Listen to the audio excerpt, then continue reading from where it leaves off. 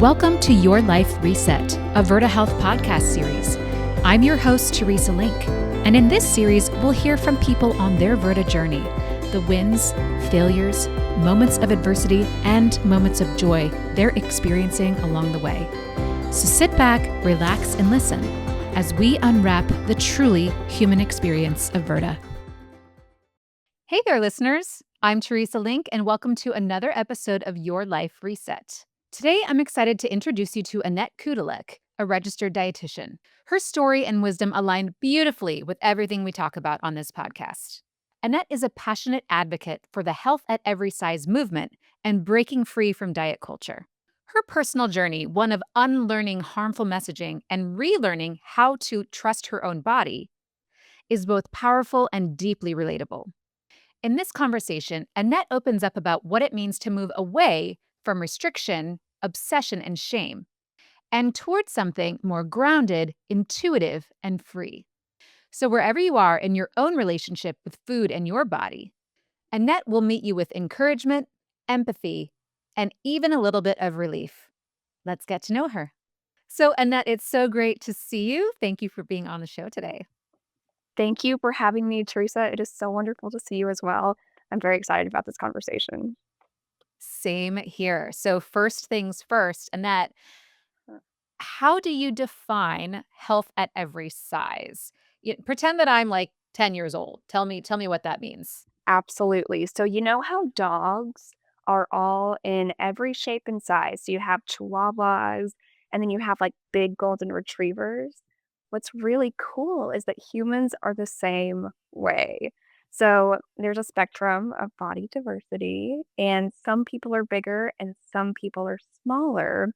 And the concept of health at every size is the idea that you do not have to be small to be healthy, that our body size can actually be independent of our health status. So that actually reminds me of a Bluey episode. No doubt you're very familiar with Bluey, having Of young children. course. I Yes, wish of my son course. liked it more, but yeah. You'll get there. You'll get there. My He'll be God. Okay. obsessed with it. How old is he? He's 4, so I keep waiting. What's I he know. waiting for? He YouTube needs has gotten in the way. Oh, YouTube. man. He needs to get on the Bluey train, but, there is a point to this story. It actually reminded me of an episode where, Bingo, for those of you who don't know, the Bluey show, which I'll be surprised, where Bingo, the younger of the 2, cartoon dogs on the show, said that her one of the kids at school called her Stubby. I think Stubby was the word, right? Mhm. And she was really sad about that, and her dad, on the show, the adult dog, said, "Oh, kiddo, that must have really hurt. Thanks for talking to me about it." And then you cut to another scene where, Bingo is with her mom, the mom dog, right? Her name's Chili, and she says, "You know what, Bingo? We're healers, and healers are kinda stubby. But we're tough and we're able to hunt and we're able to be really strong and we use our muscles." And she compares it's just like your dog reference. She compares the fact that all dogs have different bodies, but they're healers. And so that's how they're built, but still that's how they're built, but they're still healthy. So I am Yeah. so glad I could bring Bluey into this conversation. Me too. That was an Uh, unexpected turn, and I love wasn't it. it? It Yeah. was totally It was unexpected. perfect. Yeah. Ah. All right. So back to our conversation about health at every size, Yeah. and everything else that you talk about in your Mhm. own practice. So, as a registered dietitian, we both have had lots of training in various aspects of nutrition, right? Some of it good, some of it not so good. How did you first get introduced to this concept, this health at every size Yeah. movement? Absolutely. It's a great question.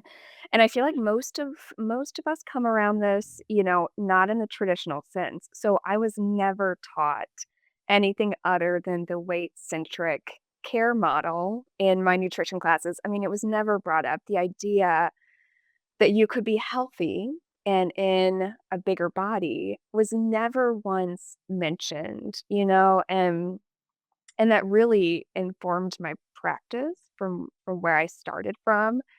And I think, like we discover all things these days, I'm sure it was social media. Something came across my feed and it really intrigued me. I was doubtful at first because of all the training I'd had in this weight-centric care model. It's like, how is this possible? I'm supposed to be helping people lose weight to gain health, and now there's a group of people saying that we might not need to do that or that weight might not be the most important part of a person's health.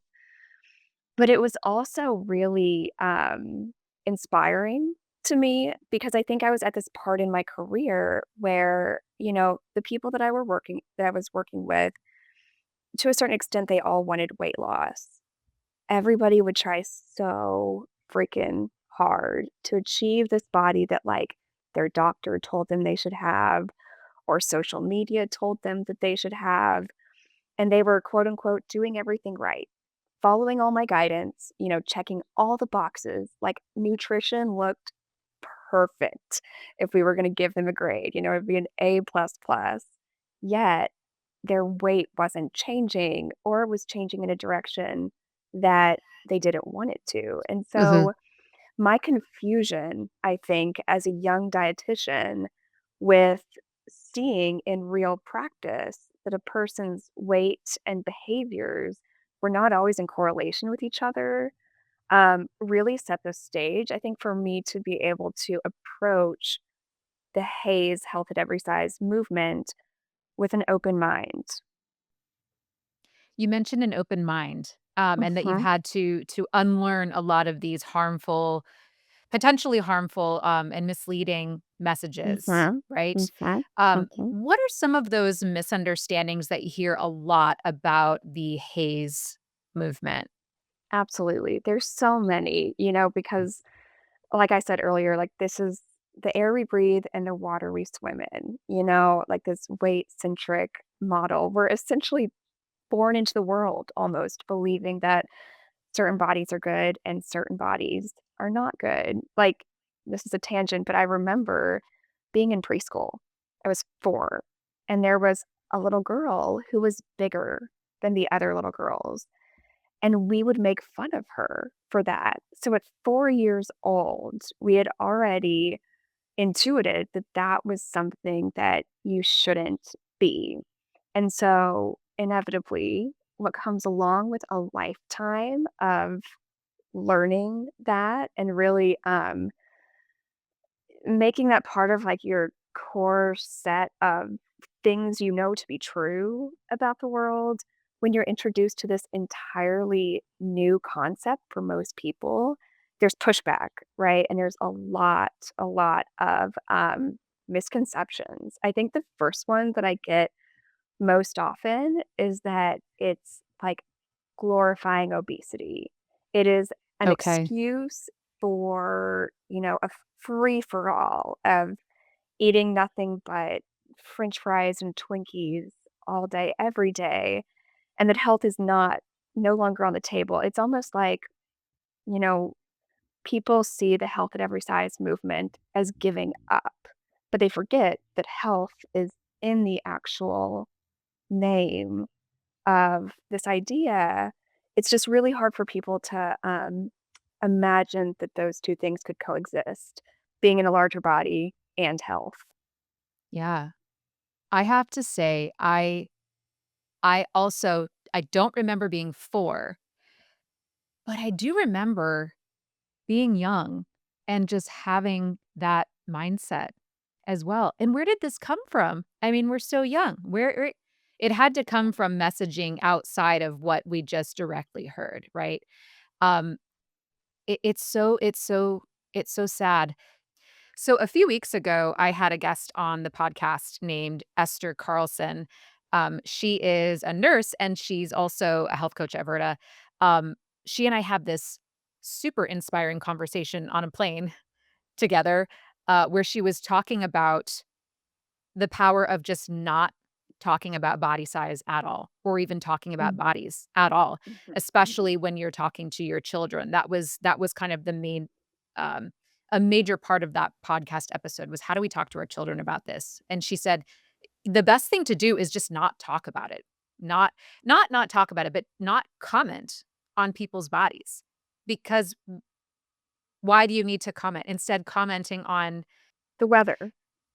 the weather or commenting on what people are doing. For example, she said if you're in the grocery store and you see a large woman purchasing a box of mac and cheese, it's tempting to say, "Oh, well, look at that big lady, and she's getting an unhealthy food," or what have you. And instead, you can, as the parent, you could say, "Oh, well, you know what I see? I see a woman who is buying I see a woman who is buying one of your favorite foods. Isn't that so cool that she and you both love mac and cheese?" And then your kids, like, you're taking it away from the size and, or the appearance of the person, and instead, what are some of the qualities of them? So, I learned that from Esther. I thought that was such a cool message, and she had so much to say about just how we talk about bodies, or really just not even talking about bodies. Mhm. Um, Mhm. so bringing that back to our conversation, so much of that just almost like like you said, the air we breathe, the water we swim in is just has been peppered with this harmful attitude toward body size. But we can unlearn that, and we can help the next generation unlearn that as well. So I'm curious to hear from you. Where are you starting to see some of this positive movement toward this health at every size concept? Or are you seeing positive movement toward that? It's a great question. I would say it's slow and steady, and it's, like anything, it's not a linear progression. Progress never looks like that. We go backwards and we then take huge leaps forward sometimes. Really positive things happen, but then there are things that set us back. And because because weight stigma is so entrenched in our culture, it is going to take a lot to really move the needle in terms of how we view and treat people in larger bodies. There are spaces, and these spaces can oftentimes get drowned out by larger voices, whether it's the media, whether it's politics, whether it's healthcare. But the places that I see the most progress happening, and I think where individuals can find the most healing is honestly on social media. We can talk all day about, the negatives of social media and how it can cause all this harm, but also we have to acknowledge the good things that are going on social media as well. And for the smaller voices, those who don't have as large of a platform, but want to get this idea of health at every size, body neutrality, body positivity out. That's a great way to do it. And it's a wonderful space where people can form community. Um, because most of the time that community is not found within family or, our culture. It's found by other like-minded, your doctor's office. Yeah. And so a lot of this is it's gaining traction, but slowly, very slowly. But the more people who, really start to question, like, to be open to questioning this idea that weight might not equal health, then the more progress, we're going to be able to make. It's slow. It's slow. What you're encouraging in your practice, and what, Yeah. that seed, you plant that seed and it continues to grow. And then you were talking about, again, we can dog on social media all day, but it is a place for movement. Mhm. Like it or not, especially, folks from younger generations, this is how they band together. This is how they create change. This is how they make noise. And it's a beautiful thing in many ways. I don't know about you. I have noticed more ads, featuring people who are larger in in this really accepting format and normalizing format, in some commercials and many Instagram ads. And I've noticed, yeah, I've noticed a lot of commercials with quote unquote normal looking people, not models per se. You obviously still have all of your filters and all of that. But I have noticed a movement toward more of that kind of just everyday person being in some of these ads. Um, Another thing I have noticed too, I recently started taking this really hard yoga class, like probably the hardest yoga class I've ever taken. And I noticed that the vast majority of mostly women, of the women in this class were not skinny, right? They were not what you would consider to be a typical yoga body.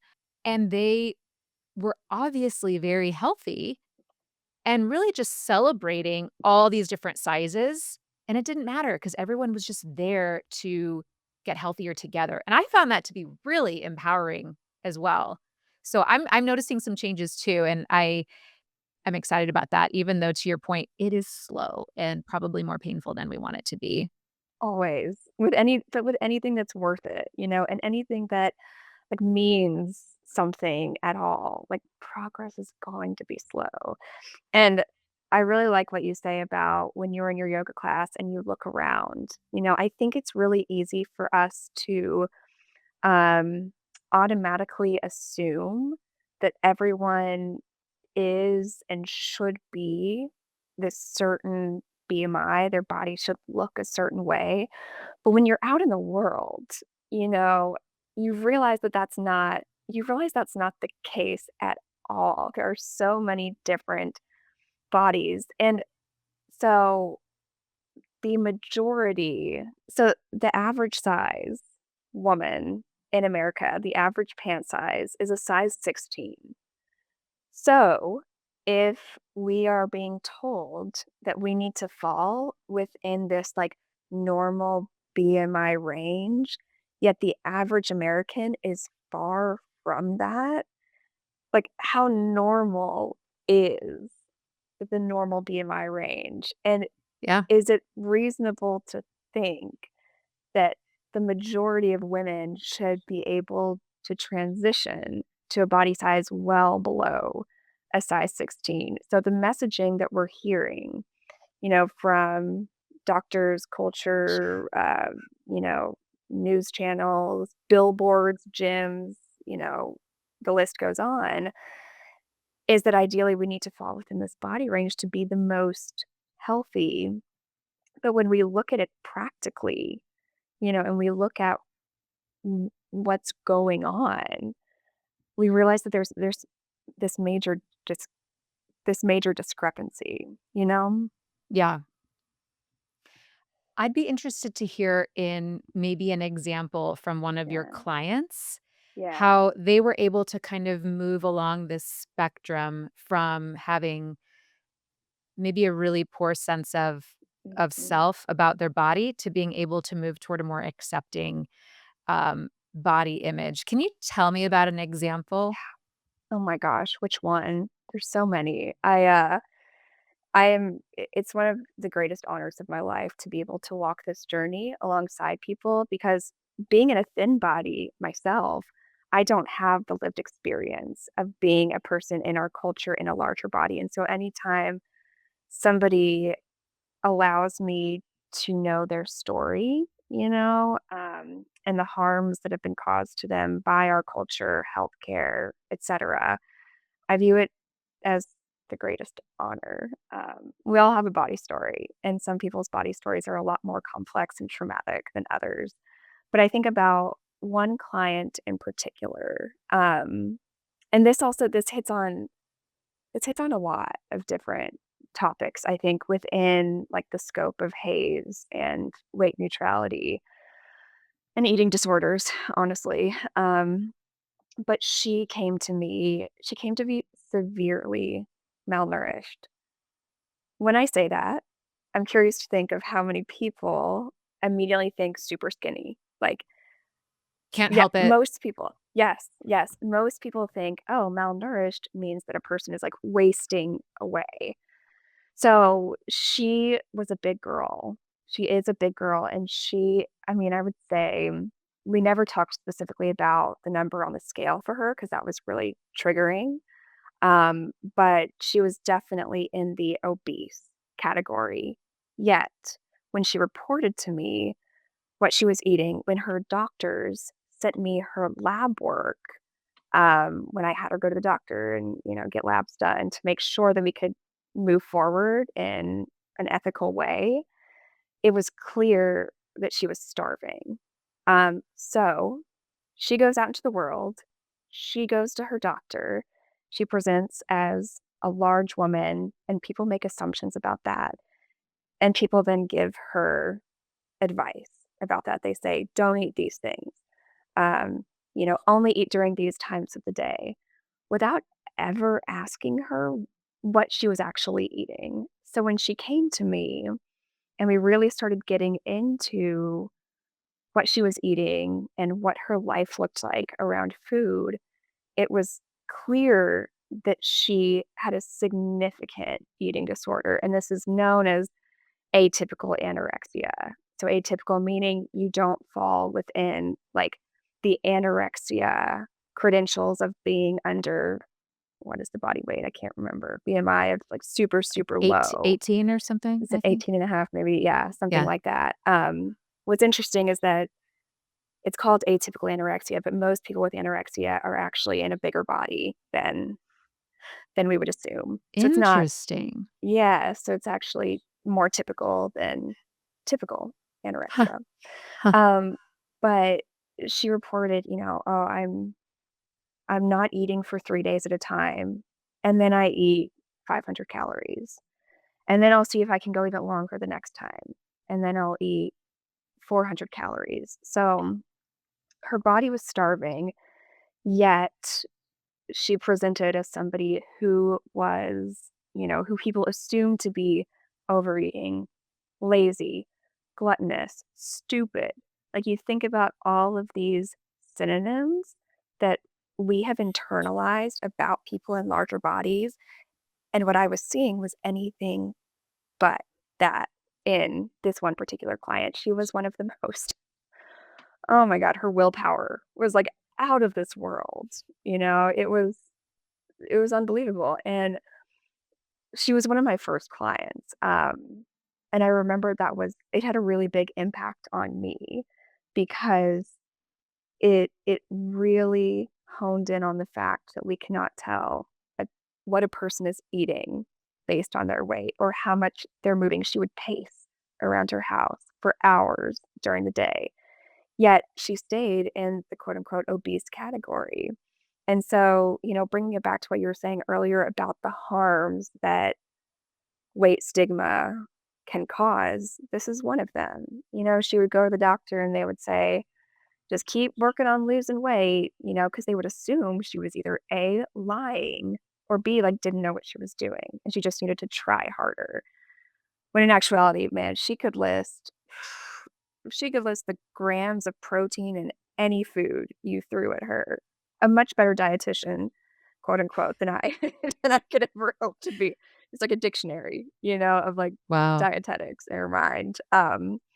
And the reality of her story and so many other people's stories, the people who are in larger bodies, is that there's a lot of pain because you grow up believing that there's something wrong with you, and most people will try and do something about that, which causes further pain because oftentimes those things don't work, or they can never get to a size that's actually considered culturally acceptable. Maybe they can lose some weight, but not enough to be like passing as thin.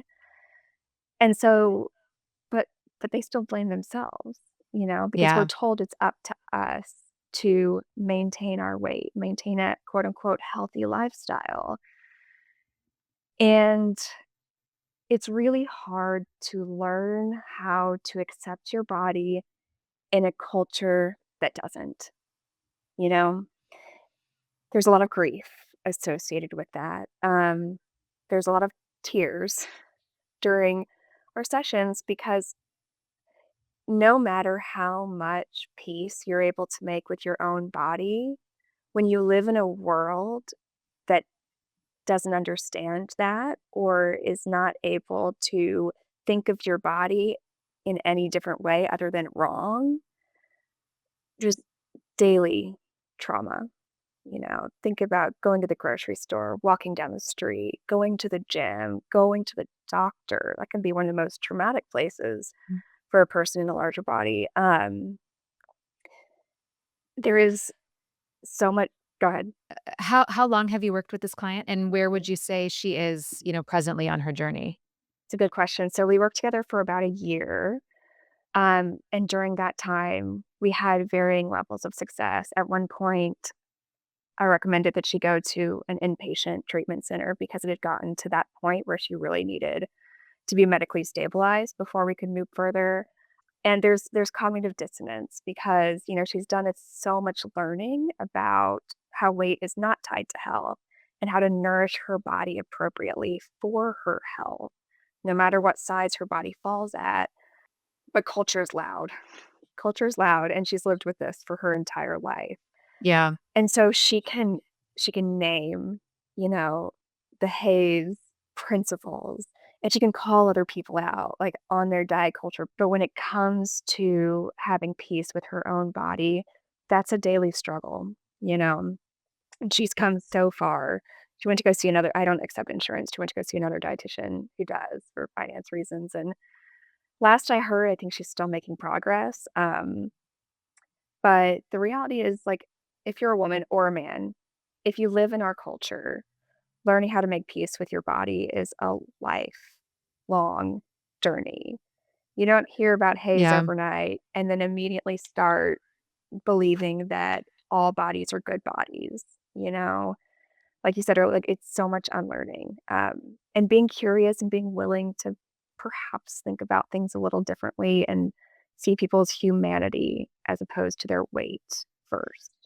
And maybe it's not about a person being fixed, right? They're not gonna say, "Oh, I started seeing Annette, and then a year later, I was all fixed, and now I fully accept myself," right? Like, We as that's not dietitians wanna fix, though. right, we do, but, that's not the reality. Perhaps as you kind of said, you're planting this seed, and she can name all the concepts of haze. She can see it, she can see it where other people are doing it, and then when she is in a place that she can be more be able to absorb this more, right? It can come back to her, and she can keep making that progress, and hopefully, yeah, it's not about being done, but just planting those little seeds and seeing how we can get them to grow in different people, and to me, Mhm. that feels like success Yeah, and something yeah. that, you should be really proud of being able to, like you said, walk that journey with other people and allow them to become vulnerable with you about how they grew up and how they feel, because that's so hard to do.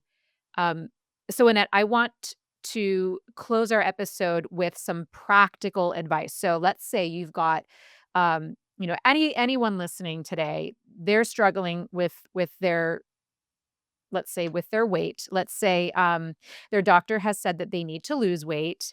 Mhm. Let's say they really want to get healthier as well, and it's not just about the weight loss, that they are also really wanting to improve their health. How can they approach this conversation with their medical care team, um, to try and get some more of that support Mhm. to honor their health Absolutely. at their size? Absolutely. Yeah, it's a great question, um, and it's Probably going not a to. straight answer either. Yeah, never it never is, but I do think that there is some guidance that I can hopefully provide that might help. Um, if we can practice ourselves removing weight from our idea of health. So, say a person goes into the doctor and the doctor is like, okay, we got your lab work back. The only thing I'm really worried about is your weight, you know? So maybe like they have a perfect bill of health, but their weight is higher than their quote unquote normal BMI. I think it can be really useful for the patient to ask the doctor, So specifically, besides my weight, what kind of things can I work on to improve my health? So, not talking about weight loss because that's either something I'm not interested in or everyone knows how to eat healthy. Everyone knows how to move their bodies, and that's what a doctor is going to tell you to do is eat healthy, move your body. Um, really getting specific and having that healthcare provider reflect on what they're asking the patient to do to improve their health. Because if biomarkers and, blood pressure and heart rate, if all of those things are like fire, you know, then telling somebody to lose weight, like what's that gonna do? And so like asking, can you give me specifics of the ways in which this will improve my health? And if a provider can't give that to you, I think that that's really good evidence that, like, maybe that's not something you need to do. Um, but then another, I think, just practical tip for somebody who is brand new to this whole thing is to stay present to your internal dialogue about weight. Noticing the thoughts that come up when you see a bigger person or when you look at your thighs in the mirror. Paying attention to those thoughts because it's hard to make change unless you know where we're starting from. And so analyzing, okay, where am I in my journey of health at every size, body acceptance, you know, weight neutrality, taking an inventory, Mhm. um, and then deciding where you'd like to go from there. The ultimate goal is for everybody to be at peace in their bodies, no matter what that looks like, and that can look like intentional weight loss. Like, if that gives a person the peace they're looking for, like, it can look like that. Body autonomy is real. And it also might look like laying down the burden of intentional weight loss because maybe you don't want to live your life with the sole goal of trying to shrink your body. Well, Annette, that's really great practical advice. I really like the first part describing how to talk to your provider, also because I feel like what I was hearing from you, not only can this help the patient, really advocate for themselves and try to find some evidence of whether or not they should actually be changing something in their lifestyle if they're otherwise healthy. But likewise, I feel like it can also, if the provider is having a tough time coming up with this, they might actually stop and question their own advice that they might just give out on autopilot in the next patient. And then they'll have the opportunity to, Yes, reflect on perhaps why they're giving that recommendation in the first place. yes, thank you. Exactly. And then the second piece, I just love this idea of taking an inventory, just being honest with ourselves. Oh, wow, I'm looking at my thighs in the mirror. Or, oh, wow, I'm seeing this woman over there and I'm immediately analyzing her size or man. Mhm, It's not just women, mhm, of course. We've been mhm, talking mostly about women, but it's not just women. And and just saying, "Oh, I'm doing it again. I'm doing it mhm, again." That's mhm, so helpful because you have mhm, like you said, you have to know where to start. You have to know where you stand before you can move forward. mhm, So mhm. Annette, thank you so much for joining us today on Your Life Reset. It was so wonderful to see you again, and the work that you're doing is so impactful. It's so inspiring, and um, I'm so excited to see where Hayes continues to grow and develop in the future. Um, Not hazing your fraternity, but haze health at every size, right? We wanna differentiate those. So thanks again. I am, excited to see where it goes, and I really want to have you back again in the future. Teresa, it was so nice to be here today. I hope that you and everyone at the Verda team is doing great. And thank you for having me. Thank you for listening to me talk about haze for an hour. I appreciate it. Of course. Alright. We'll see you soon. Bye. If you enjoyed this episode, be sure to subscribe and leave us a review on Apple or Spotify. And if you'd like to regain control of your metabolic health and feel like yourself again, check us out at virta.com. That's VIRTA.com. Your Life Reset is for informational purposes only and shouldn't be considered a substitute for professional medical advice, diagnosis, or treatment. Contact your provider if you suspect you have a medical problem. I'll chat with you all again soon. Until then, stay inspired, my friends.